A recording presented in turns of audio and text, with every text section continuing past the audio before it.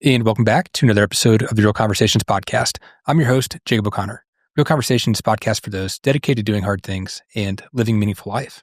Today, I'm joined by Dr. Clayton Durr, who's a doctor of physical therapy. In this episode, you can expect to learn common pain points, misconceptions around healing and general wellness, holistic healing and approaches, supplementation, optimized daily routines, hydration, why you should avoid surgery and try and address the root cause, and much more in this episode.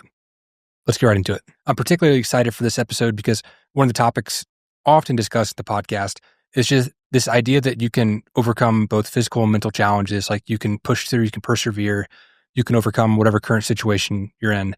And I try and hit on these concepts of along the lines of, I guess, holistic health, holistic healing, and different kind of protocols and things tools that you can implement into your life that can help you in that progression. And I figured it was about time that I had on an expert to kind of talk about these topics, someone who could provide more commentary, who's done more research that can just maybe give people a little bit more hope, things that they can practically apply, and just more tools in their belt.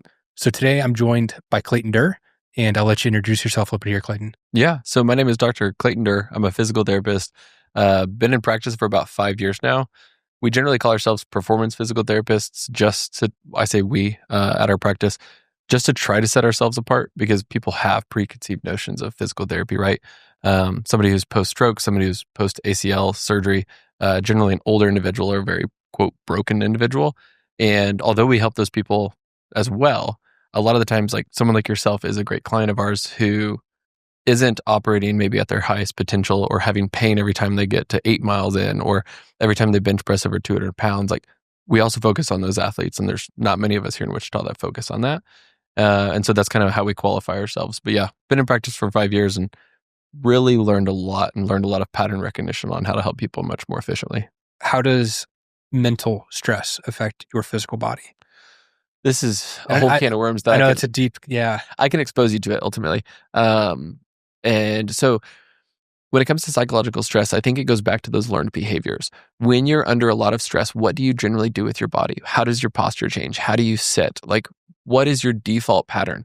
I have found for me that I remember it was between 2016 and 2020, somewhere in there, because I remember what couch in the house I was sitting on. But I was sitting there in what you would say is a relaxed posture. And I realized that I am like chest up, like back extended, like, quote, postured up. And I'm like, I'm literally just sitting here watching TV. Like, why am I sitting like this? And I relaxed and I actually felt tension kind of leave my low back. For my wife, hers mirrored yours, kind of like that pain just inside the shoulder blade. Whenever she has like high level anxiety, she's like, that knot in my back it's back. And then it'll kind of start referring down her arm. And so the thing is when we are under psychological stress, and when I say psychological, it's probably more mental and emotional type thing, our body naturally guards in a certain way. And it's probably some learned behavior back in your childhood or something like that. However, the more that you can understand that stress is stress. If you have pain, you're under stress. If you are working out hard, that's stress. If you're under a huge deadline, that's stress. And the body doesn't really see it any different. And so what is the posture that you default to, and how can you get yourself to relax ultimately? Sometimes you can foam roll on the crossball. Sometimes you can do exercises that kind of like train that muscle to go back to the dimmer switch, turn on, turn off. Sometimes it's something that's needed like needle, scrape, popping of that area. And sometimes it's legitimately just laying on your back, legs propped up and doing diaphragmatic breathing, trying to tap more into your parasympathetic system, your rest and digest system, bring the heart rate down, calm things down. It's leaning more into that, or like Huberman, the NSDR, the non-sleep deep rest. Yeah, mindfulness. Yes, it's just being aware. And that's what blew my mind. I was listening to another guy. He said, the second I realized I could do a body scan, find to the point of tension, be like, wow, I'm really holding tension there. Take 3 to 5 deep breaths and try to like visualize that melting away. It like broke his pain almost immediately.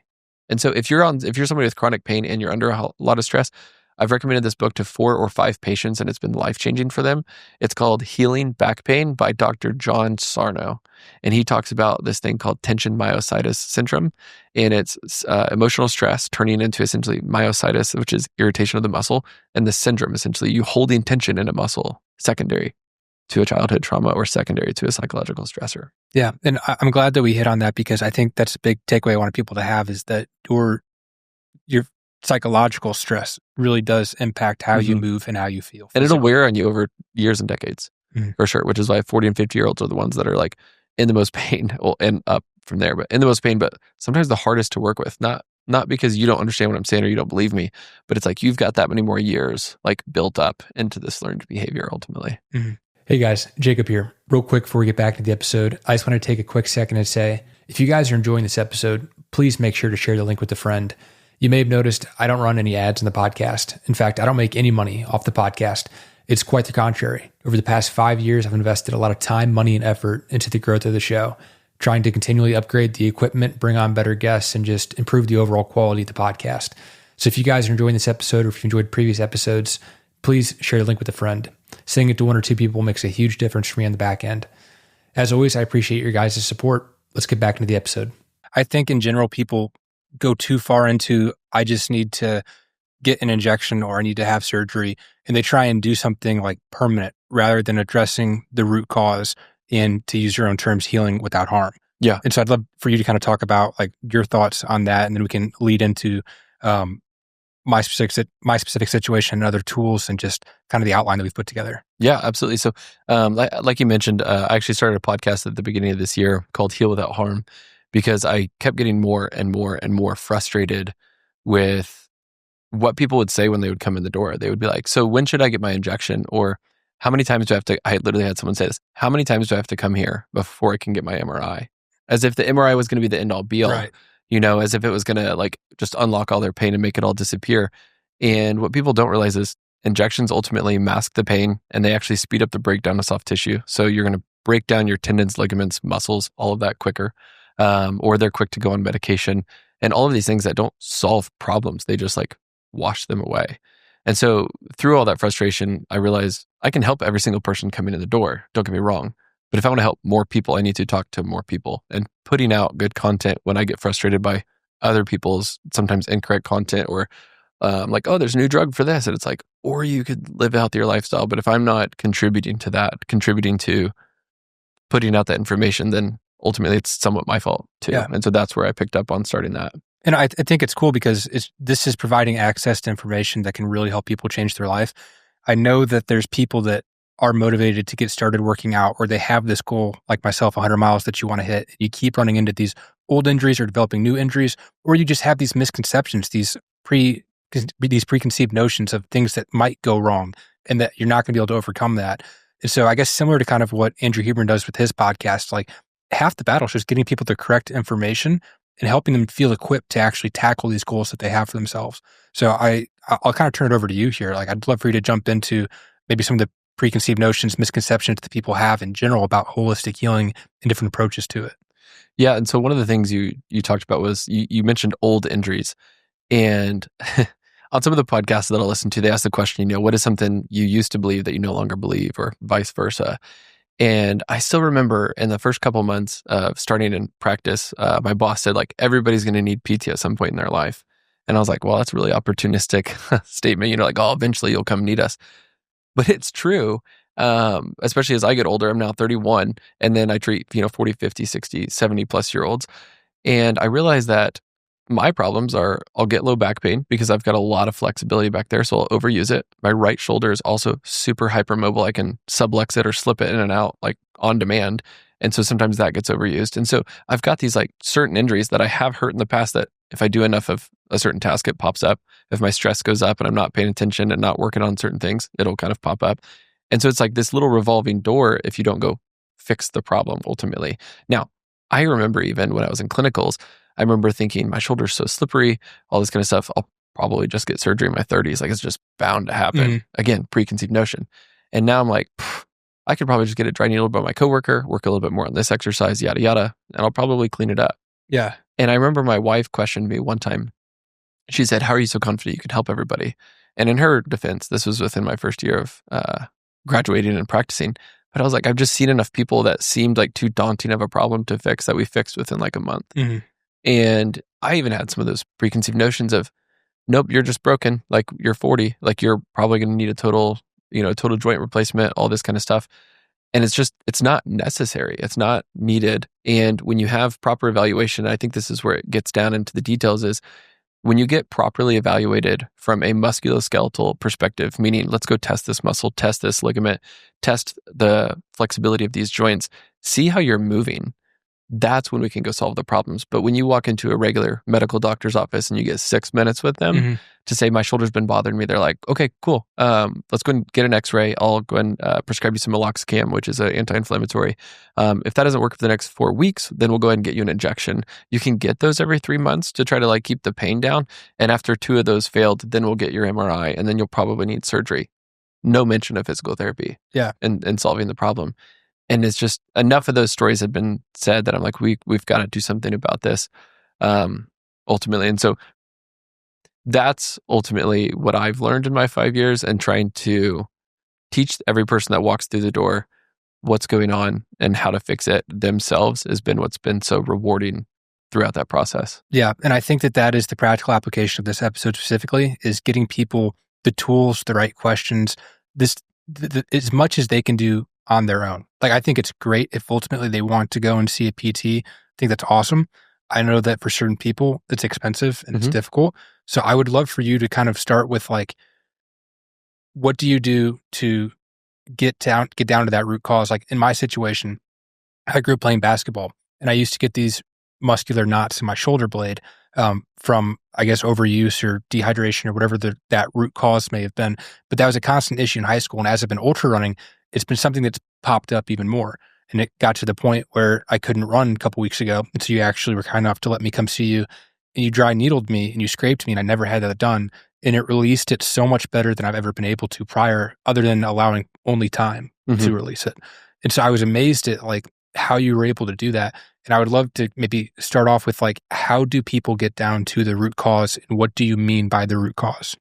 That's a great question. I would say, first of all, when you say it happened back in like, basketball, is this a systemic issue or is this a local issue? Is it this muscle is having problems, or systemically you weren't recovering well, you weren't sleeping enough, you weren't getting enough protein to recover, hydrated, electrolytes, all those things. And then like your kryptonite spot was those muscles in the upper back. And so once stress levels raised up or recovery was down, okay, boom, now the problem is there. That's kind of the first thing. When it comes to anybody listening, I'm sure every single person listening that has a pain is probably in a different area of their body. And so I would first consider like, have you tried just what I would call like treating the area? Have you used a lacrosse ball, a foam roller? Have you had a friend try to massage the area? Generally, when I say massage or foam roll, I like a pin and stretch or a sustained hold. The reason a lot of the muscles go into spasm or they have knots, or sometimes we call them trigger points, all things pretty much describing the same thing, we just use different lingo. What's most of the time happening there is that muscle is stuck in contraction. A portion of that muscle is turned on and won't let go. And it's not your conscious brain, it's your subconscious brain, or something in the spinal cord saying like, we don't really trust this area, so please just stay in contraction because that's how we're going to protect it. And so when you have a sustained hold, whether it's somebody's thumb, elbow, a lacrosse ball, foam roller, sometimes a Theragun, but most of the time it's a sustained hold, you are going to elicit so much pain in the area that the brain is like, oh my gosh, this is horrible. And it's going to release what's called endogenous opiates. And it's your own opioid system saying, okay, let's send a bunch of pain relievers to the area. Oftentimes these theories are all still theories, but they work. The other theory is that we're starving the area of blood for a short term. And so once you let off, a bunch of blood rushes in and you essentially get this pumping action, and a bunch of inflammatory mediators go in and start to heal the space up. Unfortunately, most of the time that's only temporary. Massages can be very helpful. Usually you'll get anywhere from minutes, hours, or maybe a day or two relief, but you're not really problem solving. And so you need to couple that with some sort of training. I used to say strengthening, but it's not always weak, need to become strong, but it's like neuromuscularly, like not doing well, needing to be trained on how to work. Let me see if I can give one other metaphor or analogies. A lot of the times when people come in and they have a knot, it's almost as if the light switch in that muscle is flicked on. It's stuck in the on position. I cannot get this muscle to relax. You can take systemic muscle relaxers, pills, right? But you're going to have a bunch of side effects, and it's usually not very specific. So it's not very helpful. And so that light switch is stuck on. So at first I need to help get it to turn off. And then I need to have you learn how to get this muscle to turn on and off under your own power. As you continue to train it, now you have a dimmer switch. I want this muscle to turn on only as much as needed, and then turn off only as much as needed. And ultimately now it will function appropriately. I would say in your case, or anybody else that aligns with your case, where it's like, this bothers me here and there, and anytime I do blah, blah, blah, it starts to hurt. In those cases, what I've unfortunately found is after we fix the initial problem, It's how long can we go before it bothers again? So for your case, let's say we quote solved that. It may be 6 months before it bothers you again. And then we start to zoom out and we zoom out and we zoom out. And it's like, cool, we fixed this up. It was probably less bad, lasted less long. And then we fix it. And then now it's 2 years before it bothers you again. Then it's 5, then it's 10. And then ultimately we get things cleaned up from there. What I would say is, you said, what is the root cause? This is where, in my evaluations, I will spend anywhere from 10 to 30 minutes communicating with the patient, because they generally come in with preconceived notions on what they think is going on. And if I can get down to where's the flaw in their thinking, or where's the flaw in what they've been told, or where's the flaw in their movement patterns, that's where you get like lifetime change. And one of them that's huge is when you squat, your knees should not pass your toes. I don't know where that came from in particular. I preached that until like my last year of PT school, because that's what we were told too. It's like these like myths that just get passed down, right? Yeah. Well, they did this study where they put a board in front of people's toes. So imagine just draw a line straight up from your toe, or your toes up against the wall, and you have to squat. Well, your knee's going to hit that wall pretty quickly. Unfortunately, the only way to get deeper into that squat is your butt to go backwards. And if your butt goes backwards, you're going to fall. And so you start pitching forward. So by the time you get to the bottom of your quote squat, you're looking at the floor. So what they did is they measured the essentially the force on the joints, and it decreased the force on the knees by 22%. It increased the force on the hips and low back by 1,070%. Huge trade-off, not worth it. Now, there's times where you may want to use an exercise like that to offload the knees a little bit, to get them to calm down, still strengthen, and blah, blah, blah. But that is never a worthy trade, And so most of the time when people come in, we do what we call is take movement vital signs. You go to the regular doctor, they're going to take your heart rate, blood pressure, height, weight, all those things. What do you move like normally? Like if you're going to squat down and pick something up, what does that look like? Because you doing that 1,000 times for the next 2 weeks is the reason that your back is going to be in pain. So show me what it looks like. You fix that squat. Now every time they squat, they no longer have back pain. That's getting to the root cause, in my perspective. Are you familiar with knees over toes guy? I love him. I've actually bought into his programming, and there's like 4 or 5 exercises that I pulled from him that I use regularly, because it's good stuff. And he has simplified progressive overload so well. So well. It's like, oh, you can't do this? Make it easier. Can't do that? Make it easier. Can't do that? Make it even easier. And it's like, okay, now you can do it. Make it harder, harder, harder. And they just build people up. So for those that don't know, like he's given a lot of people hope with his program, and it's literally flipped everything on its head to where you're talking about you're squatting and you want to keep your knees parallel to your toes. He's actually putting you at an angle sometimes, getting you to squat forward so that your knees are even further extended over your toes.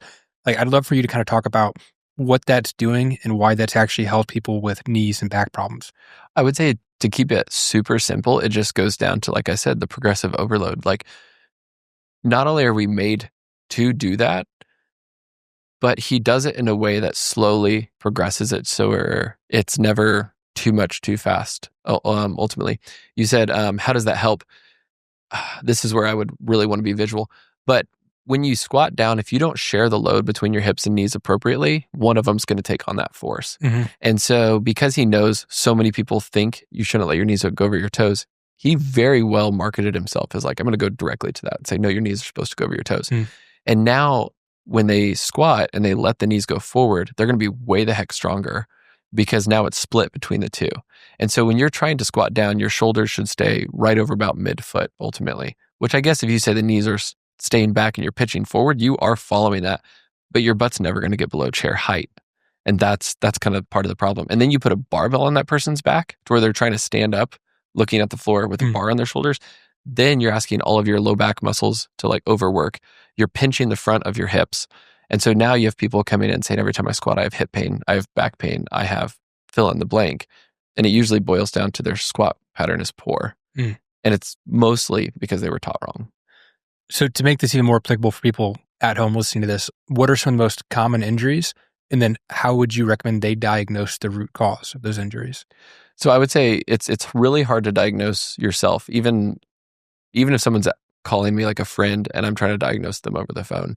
And maybe that's just how I am as a PT and how I practice. I'm very hands-on. It's like, I need to see this and I need to have you move in certain ways and me ask you, why are you moving that way?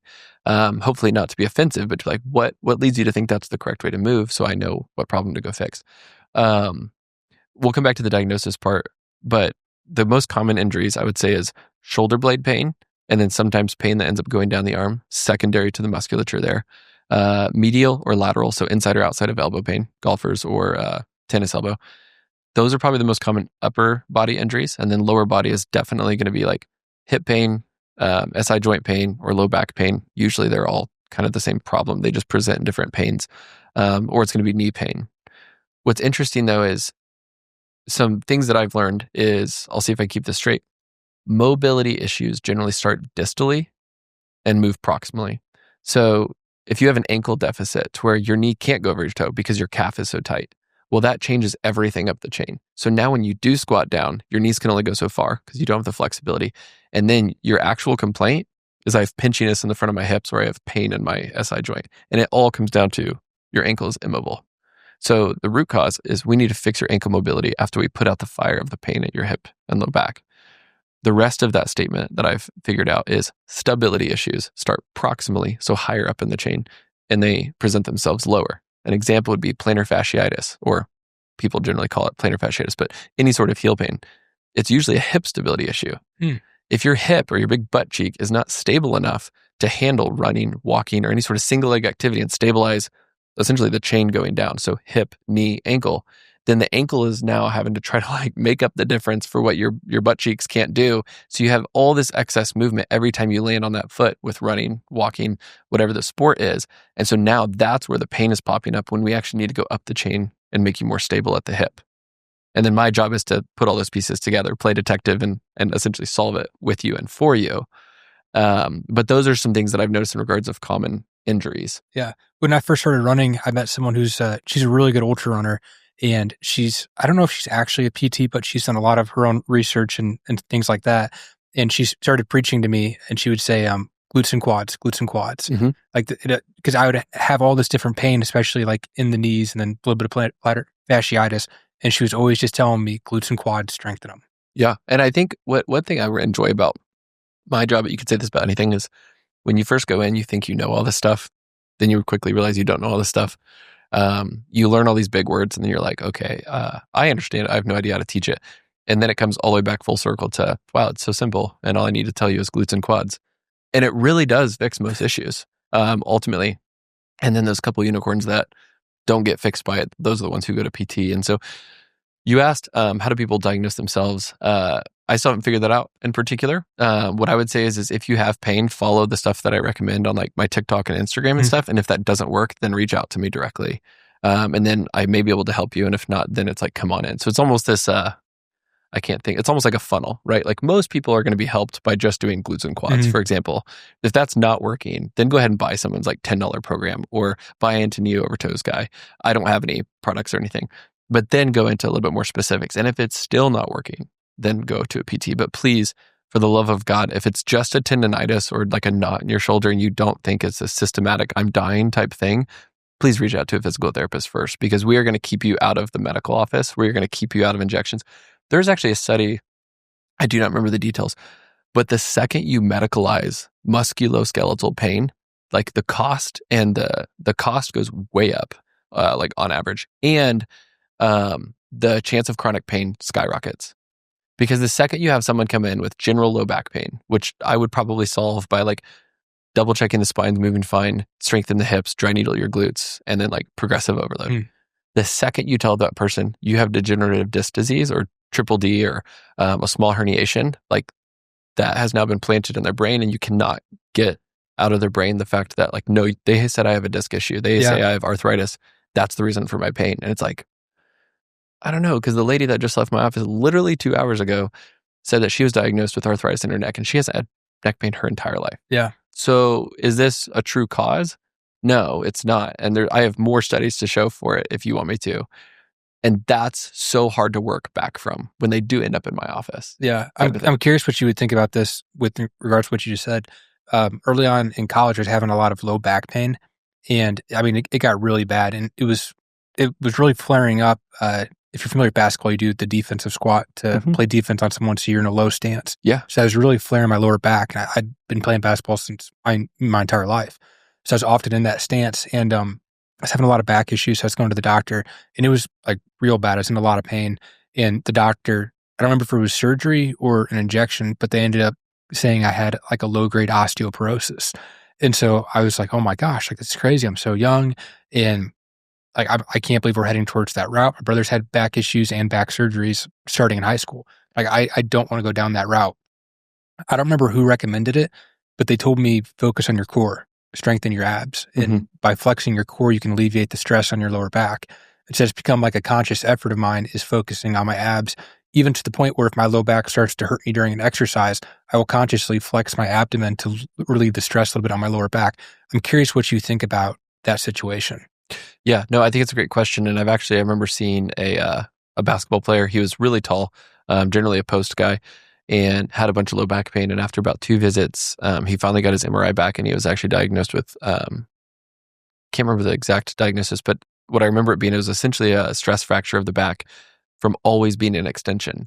Volleyball players have it a ton too. Defensive linemen can have it because they're always getting pushed up into that extension. But you said a word, you always flared your low back. I think this somewhat still goes back to that don't let the knees pass the toes. In general I always joke how like football coaches yelling chest up, butt back is like the reason I still have a job. And it's when you stick your butt back but keep your chest up, you're going into all of this extension of the low back. Well, that does 2 things. That one keeps your spine in constant extension, but then it teaches your low back muscles to always be on and they never get a break. And so then you have low back pain secondary to the muscles, which I would somewhat call a tendonitis, or it's almost that muscular spasm. It's a learned behavior. Your low back is like, no, we stay on all times. So they never get a break. But if you can picture someone, I've actually prescribed this to people. I was like, I want you to put your hands on your knees and I want you to look at yourself in the mirror on the side and I want you to essentially slow motion twerk. Because you need to learn how to tuck your tailbone underneath you. Ab contraction. Cat and cows. That's what they had me do. It's like a standing cat-cow. Yeah. The downside with the cat-cow is when you're doing the whole spine, it's like people have no idea how to localize. Yeah. But when you are in like like when you're really tired, you put your hands on your knees. In that position, you're stabilizing your thoracic spine, your rib cage, essentially. So now all movement has to come from hips and low back or pelvis and low back. So then you can isolate, like, look, when you go into extension and they have pain, you're like, that's why you hurt. Like the second I can identify someone's pain and recreate it in the office, that's when I know I've got them sold. And then I say, okay, now contract your abs, pull your belly button in. Imagine you could almost say humping the air or like thrusting forward or shine your belt buckle up at the ceiling. You get that tuck where it's like the lower abs are pulling up on that pelvis. It opens up the low back and actually gives permission to those muscles to relax. And they're like, oh my God, that feels so good. And I'm like, yeah, do that 100 times every day. Not a literal prescription, but once you can learn that movement, like you said, now I learn when my back hurts, I engage my core. You're essentially doing what I just described, and now you can alleviate that pain. Now imagine if that was your standard posture, if that's what you learned, if that became the new learned behavior. That's how you alleviate that low back pain. And that's what I think is so cool is like you talked about it being a light switch, like your muscle is on, you want to learn how to shut it off. Like that was something cognitively that I could engage that offered relief and changed the pattern. Yeah. There was one guy, he was mid 40s, came in and he said, every time I deadlift over 225, my back just like screams. It took me 45 minutes and like every drill I could pull out of my brain to get him to figure out how to tuck his tailbone. And so what ended up being is laying on his back, knees bent, feet on the floor, essentially the beginning of a bridge or a hip thrust.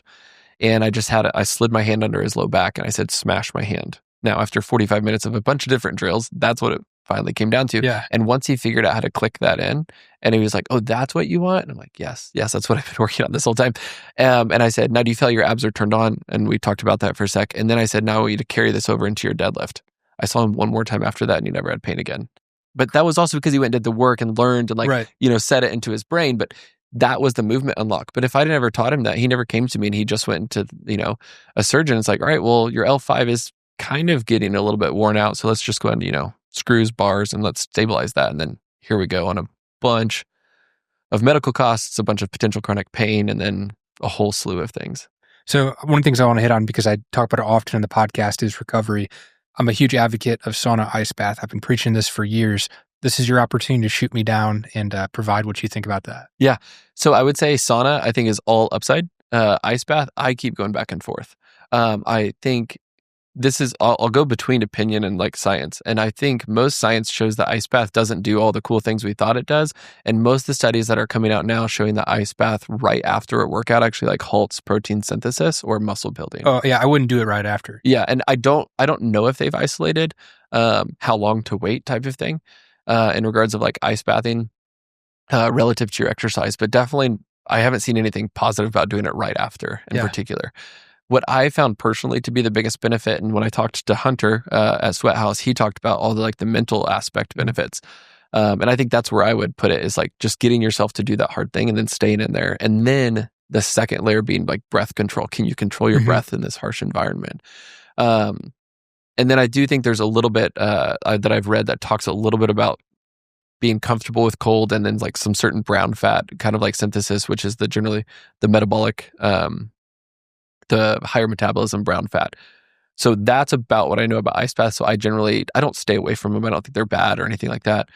But I haven't found the best timing for them other than just like first thing in the morning. So the days that I do them, I wake up essentially and go to Sweat House and go do that. And then I may work out later in the day. Now, when it comes to sauna, what I've found there is it depends on the sauna that you're in. Infrared generally seems to be the staple because it's like actually heating you up as opposed to just being in a hot room ultimately. I think the good standard is 30 to 45 minutes if you've got the time availability and you can actually stay in there for that long. That's where I've seen most of the benefits coming from there in regards of it's almost like zone 2 training without having to actually go do the work ultimately. So it's a great way to get the benefits and the cardiovascular benefits without having the muscle breakdown in that aspect. And so that's where I put, like, if it's my basket, I'm putting more eggs in the basket of sauna over ice bath. Yeah. So here's how those things kind of play in my head. The ice bath, I've heard not at least 2 hours before a workout. Like, you don't want to do it. You can do it right before the workout, but I for whatever reason have in my head 2 hours before the workout, and then not within 3 hours after the workout, because your muscles are trying to repair themselves since you just stretched them and broke them down, and getting into the ice bath immediately after hurts that process. Doesn't the sauna actually increase or speed up protein synthesis, which actually recovers the muscle? I'm not gonna lie, I have not looked into it in depth to confirm that. Okay. It would make sense just because in general, if where blood flow goes, healing goes. And so if you can systemically, like whole body, get increased blood flow, like go for it. It's probably going to help. And I don't see any negative to that unless you have an active infection or you're actively bleeding. If it's not one of those two things, the sauna and increased blood flow is going to be helpful, especially because you're not having to further break down tissue via running or workout to get that heart rate up. So I guess one thing that I've assumed is true that I'm curious on your thoughts, going from hot to cold, cold to hot, whatever, in a pattern, also known as contrast therapy. In my head, that makes sense because vasoconstriction occurs in the ice bath where the veins get smaller, so there's less blood flow pushing through. Vasodilation, is that the other one? The veins expand and open up whenever you're in the sauna because of the heat, and so your blood flow actually increases. In doing that throughout the blood flow, I don't know exactly what's happening there, but in my head, it's like that change in that pattern and the increased blood flow actually helps with your recovery. So if I understand correctly, if you're at Sweat House for an hour, you're generally doing how many ice baths when you go? 3. Okay. And so I see where you're coming from. And we learned about that back when I was in athletic training school at OSU. But when we actually started like reading into the research, going into PT school and then doing it on my own, I don't know if it's not well studied or if I can't find the studies, but I haven't found anything to like very solidly back that up. From a critical thinking perspective, I'm 100% with you. But I think there's also more that we're learning now that they can do fancier research studies on like metabolically, what is it doing? Like I talked about the brown fat and stuff like that, or how we actually know it stopped protein synthesis. I don't know if that research is fully out yet to back that up. But I was talking to Becky, the owner of Compelled, and she was talking about this menopause class that she puts on. And she said, one of the most important things I tell people is the most important research study is still an N of 1. It's you. Yeah. Does it help you? Anecdotally. Exactly. For 2 reasons. 1, I want to make sure it actually helps you, regardless of what the research says. But 2, if you think it's going to help, it will help. Like placebo is a real thing. And I think the thing is placebo is the power of the mind. There was another study done that goes into this, not on the muscle recovery thing, but it reinforces your beliefs. They had people, they had a group of people drink a milkshake that they told them was low fat, low calories, 350 calories. And then they tested the amount of ghrelin produced. Now, I can't remember if ghrelin is the hunger hormone or the satiating hormone, but they measured how much was released based on the understanding that this is a low calorie milkshake.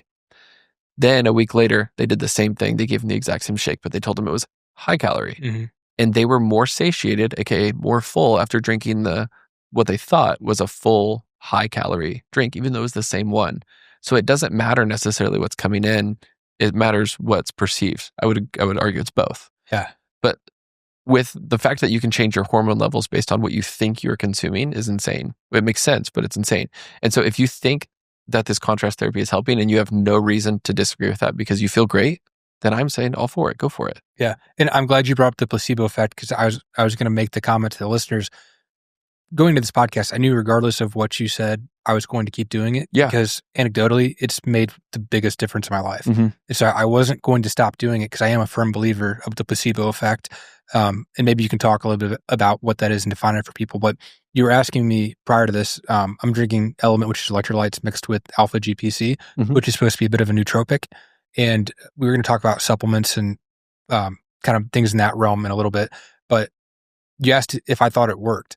And I was going to give you the answer of, like, in my head, I tell it myself that it works anecdotally. And so Mhm. I do feel an energy boost from it. I don't actually know if alpha GPC increases my energy, but I know that the placebo effect at least is something that's working on me. And so that's why I continue to take it. Yeah. And I don't blame you. They actually did another study. So powerlifting is a sport where they do the max squat, max bench, max deadlift. And they took a bunch of they took a bunch of powerlifters and they had them test their max. And then they gave them pills and they said, this is an instant acting steroid. They took it, waited 15 minutes, and not a single one went up less than 10%. Wow. So within a matter of minutes, within an hour at least, at most, they maxed out, took this placebo pill, fake pill, told it was instant acting steroids, believed that they were going to lift stronger, got back under the bar on all 3 lifts and increased by 10% or more. That's crazy. And so that's where it's like, honestly, if you believe it, like, that's the power of the mind. And I even had one guy, he's like, oh yeah, I solved my back pain by just thinking about it every day. And your initial reaction is like, okay, but it's like, good for you. Like, That's if it amazing. worked, it worked. Fantastic. Yeah. And so when you talk about supplements and using the alpha GPC and then Element and stuff like that, like, if you find something that works and as long as you're willing to do it, like, right, like if I told you that, rubbing cucumbers on your face for 5 minutes every day is going to help you and you believed it, it's like, but are you actually going to do that? Right. Or is it going to fall off? And it's like, it's pretty easy to like pour powder into a water and take a drink, And so if you're willing to pay the financial cost, you're willing to actually do the task and you get the benefit, then it's worth it to me. Now, Right. Unfortunately, I hate when certain multi-level marketing companies prey on that. Yeah, And no, I that's what's agree. frustrating. And so that's where there's sometimes like a conversation to be had.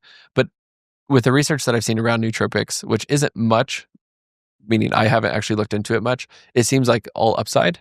And then along with electrolytes, and then creatine's another one, protein's another one, and then vitamin D and fish oils. Those are the supplements that I don't hard recommend anybody necessarily, but when we look at the studies of most people are deficient in these and the benefits of taking it, that's where I would say if I recommend any, it's those. And those are the ones that I take personally. Other than that, I think it's kind of a wash.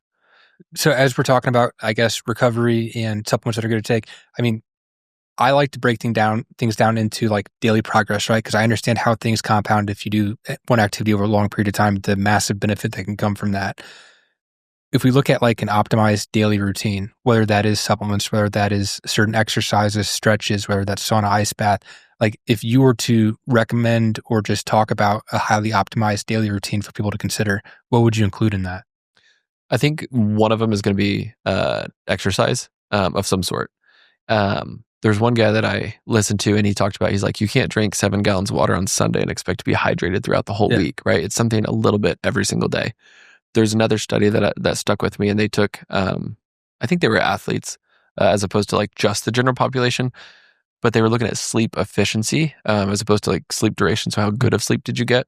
And they took these people and they had them work out at 7 a.m. and then they measured how good of sleep that they had that night. Probably waited a week or whatever, did it again, but they had them work out at 1 p.m. and then they did it again and they had them work out at 7 p.m. And they found that working out at 7 a.m. is ultimately the best for sleep, where you're going to get the most recovery throughout that sleep because you're not still jazzed up from the workout. Plus, we know that's when cortisol and general energy is highest, is at the beginning of the day. So if you can put all of those like hormones of cortisol and your energy in general to work right out the gate, it's going to be the best. You're going to be the most tired and sleepy kind of at nighttime. And so I would say exercise daily in particular. I'm pretty sure the recommendations is like 150 minutes per week of like moderate level or 75 of vigorous. If you talk about like, the standards that no one meets, it seems That would be exercise every day. Even through COVID, I made sure to like wake up at 6 a.m. I drank my coffee and I was like walking barefoot around my neighborhood. Mhm. And I actually had a guy, he's like, "Are you the guy that walks around with a mug?" And I'm like, "Yeah, that's me in my pajama pants. Yeah, that's me." So I would say movement first thing in the morning if possible. Daily routines. The other thing too is I've found to have huge benefits of drinking a lot of water and then electrolytes in the morning. I've actually felt different doing it, so I would highly suggest that. When I started learning about energy and like ATP and ADP and how coffee works and stuff like that, I do think there's a massive benefit in waiting an hour or so before drinking coffee. I don't follow that because I really enjoy drinking it right when I wake up because I've got anywhere from 20 to 45 minutes before my kids wake up. And so I am drinking it when I come up. But I don't notice any huge negative side effects. So it's not worth that, right? It's, like the routines are cool, but if you can't actually implement them and they kind of don't matter. But if you can, I would say wait about 30 to 90, probably 60 to 90 minutes before consuming that. In regards of sleep, if you can get a good nighttime routine, it does not need to be all big and fancy, but just like the last 30 minutes to an hour, trying to reduce the amount of electronics you're on, ultimately making sure your bedroom is like no overhead lights, it's just a lamp in the corner, seeing if you can read in bed. Well, actually, I'll switch on that. Read of some sort to kind of calm the mind. But the other thing too is reserving the bed for sleep and sex only so that your brain knows that if I'm getting into bed, I'm going to sleep. Like the more that you can just treat your body like you are a 5-year-old toddler and just condition it, the better it's going to be. Waking up within 30 minutes of your normal wake time every day, going to bed within 30 minutes pretty much every night, keeping the room dark, cold. If you like a little bit of white noise, something like that to kind of drown stuff out, that's also good. And then the rest of the daily routine is ultimately, I think, more focused on diet. And it's making sure you're getting adequate amounts of protein and fiber each day. That would be my other piece. So I'm essentially listing off to you my 4 pillars or our four pillars at our clinic. But when it comes to protein, I think the minimum recommended dosage on like nutrition labels is like 30%. It breaks down to about 30% of your body weight in grams, which is like That's it. Yeah, it's super low. Like it like blows my mind how low it is. Yeah. And I think wherever they got that number, it breaks down to essentially like you won't die if if you meet this number. Yeah, I've always heard you want a gram per pound of body fat, or not a gram per pound of body weight. Yes, and if you're someone who's losing weight, it's a gram per goal body weight. So if you're at 250 and you're trying to get down to 2, then go off 200. And I've heard the vice versa. If you're trying to bulk, it's a gram per goal body weight. Yeah, I've heard 1 to 1.5 times whatever you're currently weighing. I agree. And they've also debunked the whole idea of you can only absorb 30 to 40 grams. It's like, no, there's no limit. Like eat as much as you want. Isn't that crazy? I saw that one. Yeah. And it's like, why are we so concerned that, don't eat too much protein at once? It's like, I never question myself when I eat a whole bag of Doritos. I'm like, what am I going to do with all these carbs? I'm like, no, my body will figure it out. And so yeah, going back to the protein thing, 30%, 30 or 30 something percent was like the recommended thing, which is like a crock. They found like 50% is essentially minimum to maintain whatever muscle mass you have. 70% for average person was actually enough, it seemed. Like people could still grow mass on that as long as they're eating 70% of their body weight. So if you're a 100-pound person eating 70 grams, the goal is probably 1, and then I think it tops out about 1.2 to 1.3. But if you still need calories, you might as well pack them with protein. Don't get me wrong. But the research kind of fades out about that 1.2, 1.3 grams per pound of body weight. There's this interesting maybe misconception or ideology amongst, particularly, I think women is where I've seen this, is they're like, I don't want to eat too much protein. I don't want to get big. I would love for you to kind of talk through why that's not a great idea. Usually I look at them and say, I've been trying to get bulky my whole life, girl. And like some may think I have muscle, but it's like, I've been trying. Yeah. Okay. And men we know have a general advantage of muscle building. And so if you are that scared, please tell me what you're doing to get there. Now, don't get me wrong. There are certain girls in the CrossFit gym that I go to that a lot of women probably don't want to look like. Yeah. And I think they look good in regards of physique because they've got good muscle. Yeah. But if you were there and you saw that they're there 5-6 times a week working out for an hour and a half, like I will show up there already in their workout, not their warm up, they're in their workout. I will do a 45-minute workout, shower, walking out. They're still working out. Yeah. It's like, you will not be them. I promise you, type of thing. But I think that there's this idea that protein is purely a tool for building like massive, large muscle. And like it's actually a vital piece of nutrition for your body and its cognitive function as well. It is for sure. And so making sure you're getting enough protein and make sure that you can grow muscle or at least keep muscle. And I think when you really walk down this path with someone, you can really open their eyes pretty quickly, because when they come to me and they say, I want to look this way, feel this way, do this thing, it's going to boil down to you need more muscle and probably you need less fat. And generally the thing that is sold to females is, oh, you should be more toned, right? Well, first of all, toning is not a thing. Doing more reps at lighter weight is not going to, quote, get you more toned. Getting a bigger muscle and getting less fat is going to get you toned. And that boils down to, are you doing what it takes, eating enough protein and teaching the muscle that it needs to be stronger through a workout to grow said muscle? And then are you eating low enough calorie to make fat go away? Because it's the only way you're going to expose muscle. And what's nice, and this was a huge learning experience for me, is in 2015 or 16, I did a men's physique competition. And what I learned through the 15-week cut is the last 5 weeks, I was an asshole. Hopefully I can say that. I was not a nice person. I was so low calorie and so like, quote, starving that I was just irritated all the time. Very not happy about it. And I realized like, wow, if I want to look like, Dwayne Johnson, if he had like 100 pounds less muscle, and then I had to feel like this, then I'm never doing this again. Like, this is not worth it to me. But the coolest thing that I think I took away was like, you can make your body look however you want. This is coming from like a 22-year-old male. So I acknowledge that, especially because a lot of the people I work with are females going through menopause. Yeah. But it really is just calories in, calories out, and then doing the right things in regards to strength training to make that muscle be there. And so if you were a female, my coworker in specific, actually, she gained 60 pounds in college, went through a very bad breakup, and then ended up losing it all. Went down like where she said like, I was way too skinny and way too like muscular. And then she's kind of bounced back up. And so she can speak heavily to the fact that like, you can kind of like be where you want to be, depending on the amount of discipline you're willing to put in. But treat your body with patience and treat it kind of like a little bit of an experiment of like, I wonder if I eat 1,900 calories, 140 grams of protein, do carbs and fat kind of however you want. Make sure you get your fiber. Do that for like 6 to 8 weeks and see how you feel. See what you look like. Are you trending in the direction you want to go? And then ask yourself, can I maintain this? Do I want to maintain this? Yeah. How is that going ultimately? I think a lot of that comes down to just be willing to try things. Like I think a lot of people, again, whether it's like this is true in starting a business, like it's analysis paralysis. I don't know if this is going to work. I think it's the same generally in health. It's like, I don't know if I take the supplement or if I start this workout or if I monitor my calories. Like a lot of people are afraid to weigh themselves because they don't want to physically see that what they're doing is not working. Whereas you could view that as, hey, I've tried one thing, this didn't work. Let's change the combination. Let's isolate one of the things I'm doing. Let's remove something. Let's add something. Like treat it like a science experiment until you dial it in and figure out what is actually going to help you. I think the reason people don't weigh themselves is because it forces it to be their fault. Right. It forces them to look at it. And it's like, oh yeah, I'm kind of gaining weight. Like, I don't know. And you leave this as this like thing up in the air as it may be my fault, it may not. But it's like the second you weigh yourself, you're now assuming responsibility. And now if it doesn't work, you failed. Now, there's arguments to be said about whether you failed and stuff like that, but it creates ownership. And I think that intimidates most people. If we go on to that conversation ultimately. I think one thing I want to close the loop on, how many grams of fiber? Oh, good question. So that's going to be like 30 to 35 grams. I will say, if you leave this podcast or you're listening on your like way to work and you eat 30 grams of fiber today, your spouse or whoever's right in the car with you is not going to like you if you're not used to it. But gradually working up to 20 to 30 grams is more realistic ultimately. And sometimes that's just eating more fruits and vegetables, which is probably the easiest and best way to do it. But even swapping things, like I just recently found the carb counter tortillas. I always knew they existed, but I just assumed they were bad. It's like, dude, those things are actually amazing. And there's 14 grams of fiber in there.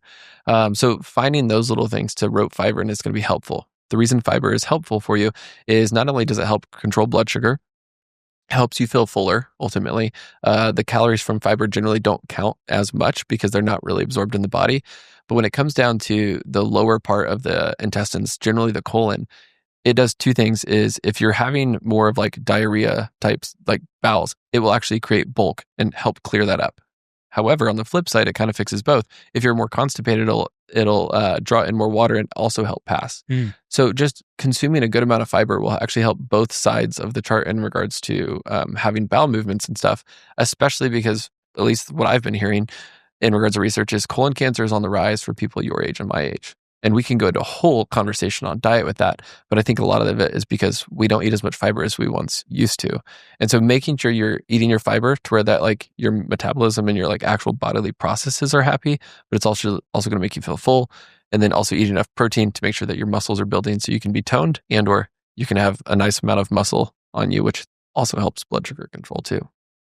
And I know you need to run soon, so I'm going to start to do just a couple rapid fire questions here as we wrap up. A lot of things on creatine right now. Mm-hmm. What do you think creatine? I think creatine's, everybody should be taking it. Honestly, it's the cheapest supplement, the most researched supplement. I actually just heard a follow-up study or a follow-up conversation. There was a study that showed it actually has really, really good like cognitive benefits. Yes. But one of the studies specifically around Alzheimer's essentially showed that it could be helpful with either halting or reversing Alzheimer's. Could be. Because there was a doctor that I follow that she kind of like tore it apart. She's like, there was no control. They just gave it to people and noticed a difference, but now they need to dive deeper. So I think we're starting to kind of unfold those. On creatine, you don't need to do a loading phase. You just need to do 3 to 5 grams a day. You don't need to cycle on and off. You can take it indefinitely. You don't need to consume it with carbs and juice. It used to be like you have to throw it in grape juice and like down it. You don't need to do any of those things. Just 3 to 5 grams a day, every day. At first, you may have a little bit of like upset stomach as long as you're consuming a good amount of water. You don't need to overconsume. Just drink a normal, adequate amount. That should pass. If it doesn't, then maybe look at the creatine you're buying, or consult with a medical professional and kind of ask why. And then the last thing on creatine I would say is honestly, trust the brand. So find a brand that's third-party tested or just a reputable brand, and make sure it really just says creatine monohydrate. Nothing else. No, like the Crea. I don't know if Creapure is one of them, but there's one of them out there that's like $50 for like 20 servings, and it's got all this extra stuff that's supposed to absorb faster. I'm like, no, creatine monohydrate, it should cost $20 to $30 for like 40 to 80 servings, and then last you a long time. But yeah, creatine's big thumbs up on there. So I love creatine, big fan of it, take it every day. I've actually heard, I don't know if it increases alertness or decreases the feeling of tiredness, but if you increase your grams on a day where you got less sleep, you woke up, you're kind of foggy, because it does cognitively help you, you become more focused and either does one of those two things. So it kind of can help you combat some of those negative side effects of a bad night's sleep. I've heard 10 to 30 grams. Yeah. Which I don't know how that'll affect everybody's stomach necessarily, but yeah, you can boost it. And I've done that on nights that I haven't had as much sleep. I'll hit 10 to 12. Honestly, I can't argue whether or not I really noticed a difference, but I never noticed any side effects or adverse negative effects. Yeah. But yeah, you can definitely boost it. I've done it too, and I think it helps. Okay, hydration before we wrap up here. How much do you think people should be drinking per day of water and then hit on electrolytes? I generally say start with half your body weight in ounces. Start there. Because if you think about, let's say a small 100-pound female desk worker who doesn't really sweat that whole day, doesn't need to drink as much.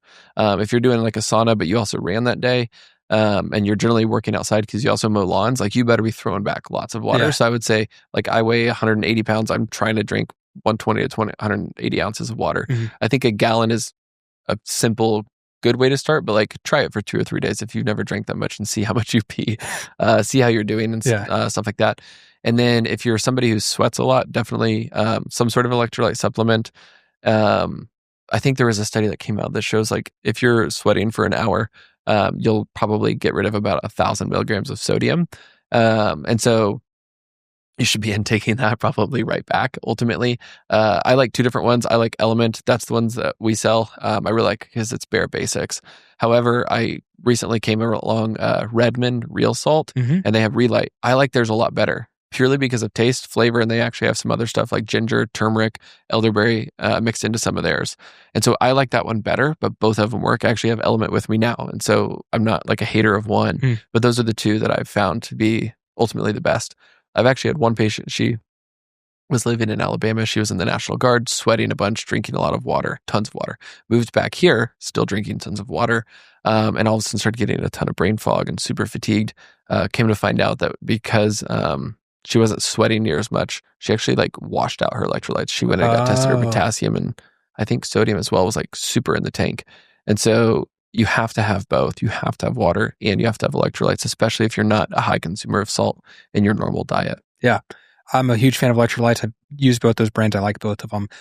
Clayton, where can people find you online if they want to reach out, connect, learn more? Good question. So I finally got it all across the charts. So you can follow me on Instagram, Facebook, and TikTok is at the Doc Dur. at THEDOCDIR, because my last name is Dur.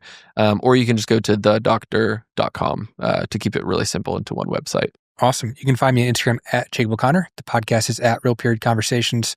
Clayton, thank you for coming on, man. I really appreciate it. I appreciate you having me on. I'm glad to be somewhere where I can, like you said at the beginning, give people hope. I think that's what our clinic does the best at, is gives people hope on that they can fix their issue. Yep. Thanks, man. Yep. We'll see you.